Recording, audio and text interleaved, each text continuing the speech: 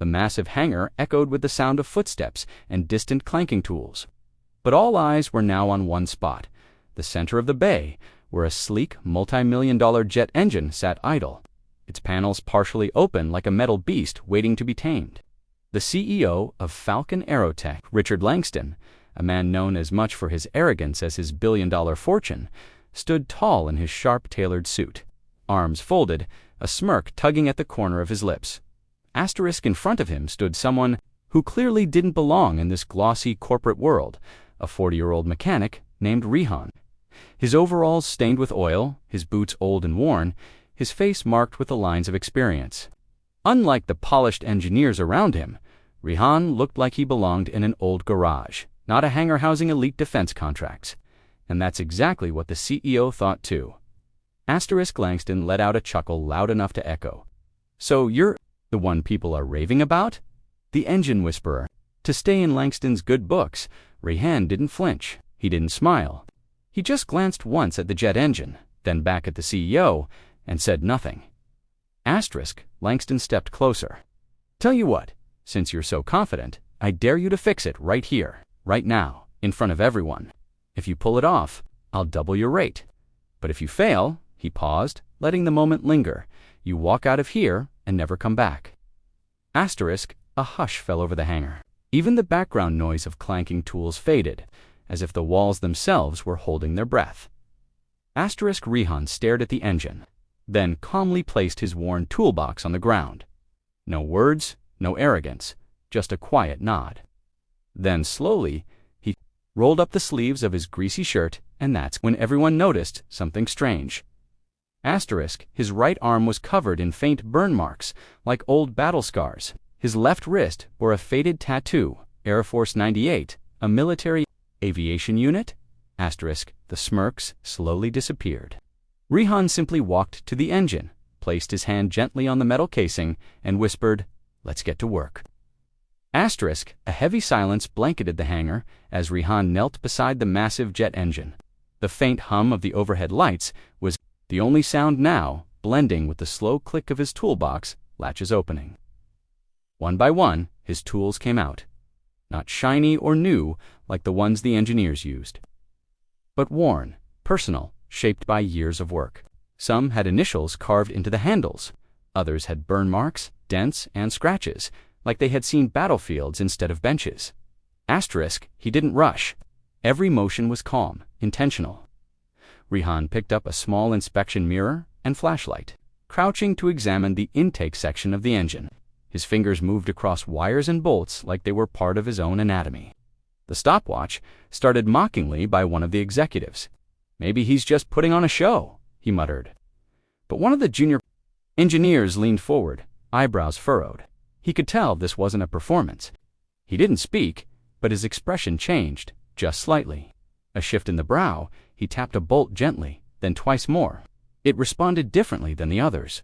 A vibration, a resistance, almost invisible to the average eye, but not to him. Asterisk, he slowly stood, wiped sweat from his forehead with the back of his wrist, and walked to his toolbox. No panic, no second-guessing, just silent confidence. Everyone watched now, even those who had been smirking moments ago.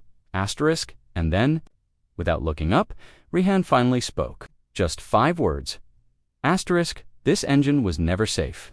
The entire room froze. A chilling hush settled over the hangar as Rehan's words echoed. This engine was never safe. The senior engineers shifted uneasily. The CEO's confident smirk faded, replaced by a flicker of concern. Rehan didn't wait for questions. He reached deep into the engine's core, unscrewing a titanium panel with precise movements, asterisk as the cover came off. A faint metallic clink echoed a loose component, fell to the floor. Rehan caught it mid-air with lightning reflexes and held it up between 2 fingers. It was a fractured turbine blade, jagged and thin. The kind of damage that doesn't show up easily in diagnostics. The kind of fracture that only experience could recognize. Asterisk, he turned to the CEO and said in a calm voice, "At high altitude, with enough pressure, this would have shattered. One wrong maneuver, and it's engine failure mid-flight." One of the engineers turned pale, whispering, We ran tests on that unit 3 times. It cleared every scan.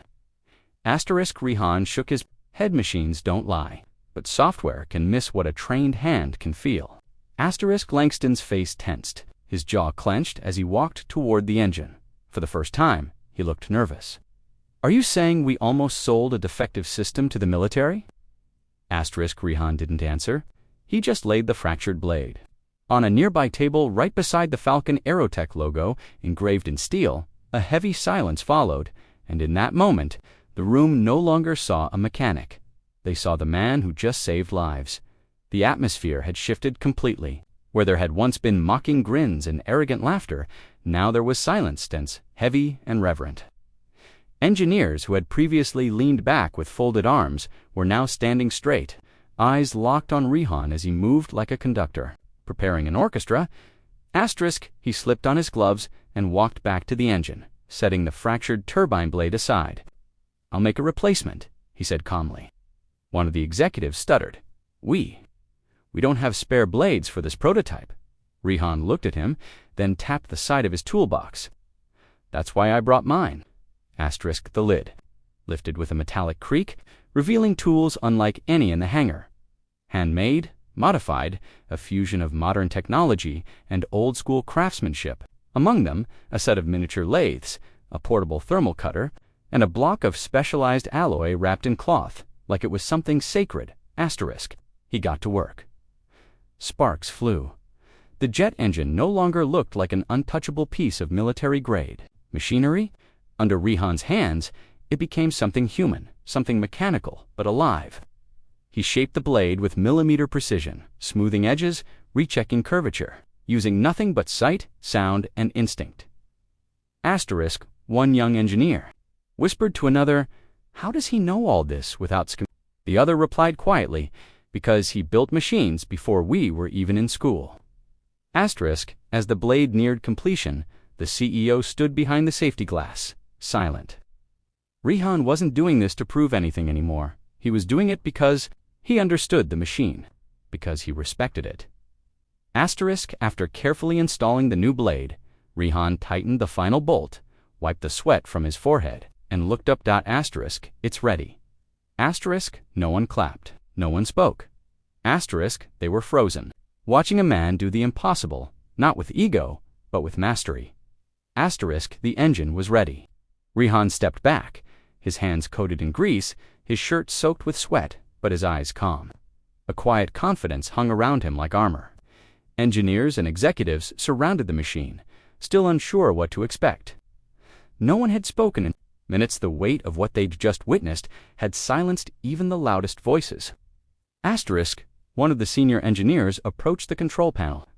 Initializing engine diagnostics, he announced. The hangar lights dimmed slightly as power rerouted to the test platform. Monitors blinked to life. The massive engine began to hum slowly, gently, like a sleeping giant stirring from slumber. Asterisk, then, with a thunderous roar, it came alive. Asterisk, the vibration shook the ground beneath them. The fans spun in perfect rhythm. The screens flashed. Green, all parameters, temperature, pressure, fuel flow, performance, registered not just normal, but optimal, better than the original specs. Rihan's handcrafted blade had actually improved the system's performance. Asterisk, the room erupted, but not in chaos. In stunned disbelief, heads turned toward. Rihan, the CEO, didn't move. His eyes were locked on the engine, his lips parted like he wanted to say something but couldn't find the words. Asterisk, the head of diagnostics, turned, speechless, then finally said, This output is cleaner than anything we've seen from the factory. Another engineer added, that blade, it's stronger than our composite test batch. Asterisk, and then slowly, Richard Langston, the powerful, cocky CEO, walked toward Rihan. For a moment, it looked like he might try to save face, but instead, in front of everyone, he extended his hand and said, humbly, Asterisk, I misjudged you, and I owe you more than an apology. Asterisk Rihan looked at the hand, then shook it briefly, but what he said next left the whole room frozen. Not here for your approval. I came to fix the engine. I did. Asterisk with that, Rihan picked up his toolbox, turned his back on the applause, and walked toward the exit, disappearing into the light streaming through the open hangar doors. Asterisk behind him, the engine roared on, as if saluting its true master.